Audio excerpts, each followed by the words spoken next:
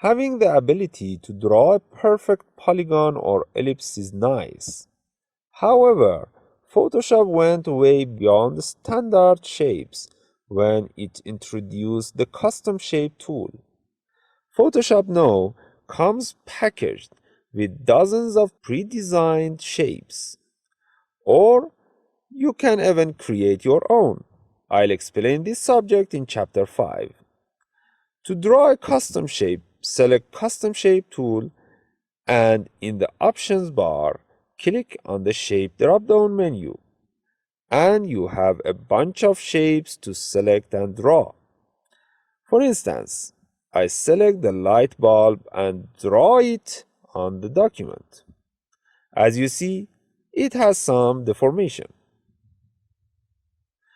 To draw the custom shape proportionally, you have two choices. One is to hold Shift while dragging. The other is to click on the gear icon and select Define Proportions instead of Unconstrained. By this change, all your custom shapes will draw in their original proportions. Another option here is to select Define Size. By this option, custom shapes will draw in their original sizes. If you like to have more custom shapes, click on the gear icon on the top right side of the shape dropdown.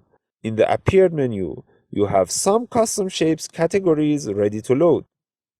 You can click on them one by one, or you can click on all to load all categories at once. I'll select all. Now I have a bunch of ready-to-use custom shapes inside my Photoshop, thanks to the Photoshop team. This is not the end for custom shapes, and in chapter 5, we will dive deeper inside this tool. But for now, this is enough. Now it's time for you to have exercise on what you have learned.